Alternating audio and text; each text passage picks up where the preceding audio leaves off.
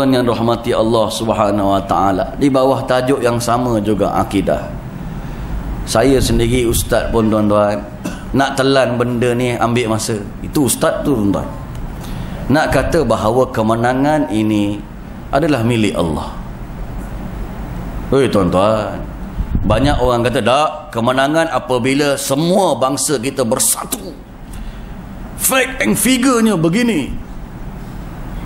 Mesti ada sokongan ramai.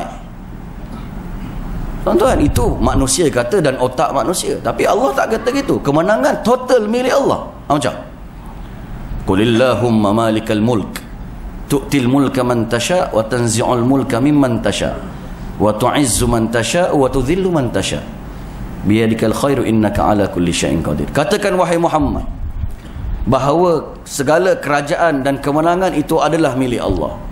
Dia boleh bagi pada siapa yang dia kehendaki, boleh cabut pada siapa yang dia kehendaki. Dia boleh memuliakan siapa yang dia nak muliakan, boleh hinakan siapa yang dia nak hinakan. Betul-betul di tangannya segala kebaikan dan segala kekuasaan.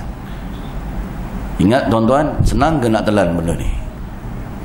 Banyak orang kata tak, kemenangan, kekuasaan adalah pada usaha kita, pada strategi yang kita susun. Kan kontra tu yang tak popular Islam tu. Tuan-tuan, peristiwa hijrah dah dekat. Tuan-tuan tengok ketika mana Rasulullah SAW dalam peristiwa hijrah, dah nak dekat klimak dia nak pergi hijrah tu. Persiapan strategi Nabi tuan-tuan untuk hijrah cukup rapi. Fact and figure ni. Tuan-tuan, unta yang Rasulullah nak naik dengan Abu Bakar dah booking 4 bulan sebelum tarikh kejadian nak pergi hijrah. Tuan-tuan, kita tuan-tuan nak balik kampung, tuan-tuan baru nak cek bunga tayar, tuan-tuan baru nak cek minyak hitam, jadi masalah tengah jalan, marah-marah bini pula. Ni Rasulullah buat preparation awal 4 bulan sebelum tarikh kejadian. Tuan-tuan dah rancang siapakah akan menggantikan tempat tidur Rasulullah bila Rasulullah keluar berhijrah, iaitu siapa? Sayyidina Ali. Tuan-tuan dah rancang nak ikut jalan pintas mana supaya musuh tak boleh detect.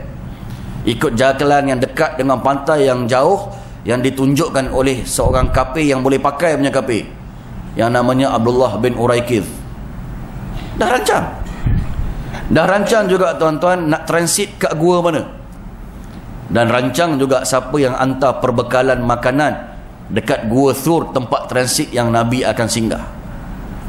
Punya detail strategi tuan-tuan, sampai dah kautim secara tak langsung dengan saudagar kambing yang bernama Amir bin Fuhairah untuk melalukan kambing-kambing dia supaya memadamkan kesan tapak kaki Rasulullah dan Abu Bakar yang berjalan kat padang pasir, supaya musuh tak boleh detect arah mana tuan-tuan Rasulullah pergi. Power tak power strategi Nabi tuan-tuan? Power. Soalannya, strategi Nabi berjaya ke tak berjaya tuan-tuan? Assalamualaikum. Tanya ni. Strategi Nabi berjaya ke tak berjaya tuan-tuan? Siapa kata berjaya? Gagal. Berapa lama tuan-tuan dengar cerita hijrah ni tuan-tuan? Strategi Nabi gagal sebab musuh sampai juga depan pintu Gua Thur. Nabi tak gagal lah, strategi dia gagal. Ingatkan punya power, punya perancangan tak boleh musuh detect. Ni depan-depan betul-betul pintu Gua Thur. So strategi Nabi berjaya ke gagal? Sampai dalam sebut hadis Nabi tuan-tuan, dalam sirah mengatakan, lau ra'auna tahta air arjulihim la ra'ana.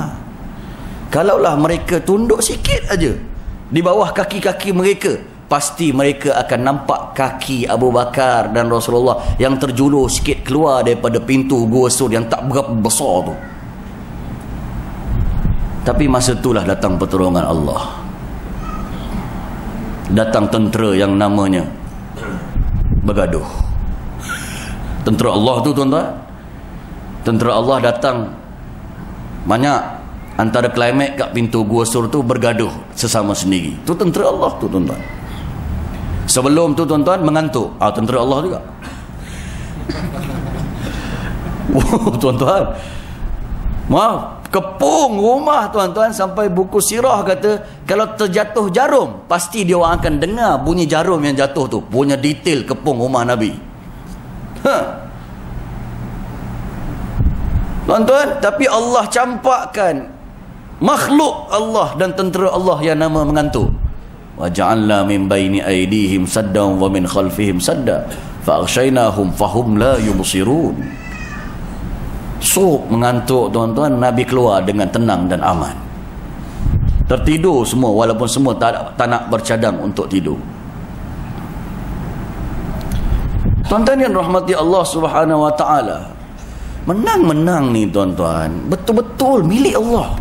Tuan-tuan yakin tak yakin ni tuan-tuan? Sebab kerja menggerakkan hati untuk orang suka kita, sayang kita, pangkah kita, ini betul-betul kerja Allah. Lau anfaqta ma fil ardi jami'a ma allafta baina qulubihim walakinnallaha allafa bainahum. Kalaulah kamu kumpulkan segala harta kekuatan dekat seluruh dunia ni sekalipun untuk kamu jinakkan hati manusia, sayang kamu, cinta kamu, suka kat kamu, undi kamu, Allah kata nescaya tak boleh. Tapi kerja gerakkan hati ni siapa tuan-tuan? Allah. Tapi ada orang tak percaya tuan-tuan. Dia kata, Ustaz, saya dah ikut strategi. Cerita lain lah pula. Saya dah ikut strategi orang bisnes jutawan ni Ustaz. Dia dah proven sukses katanya. Dia buat vending machine, masuk duit, keluar air tin.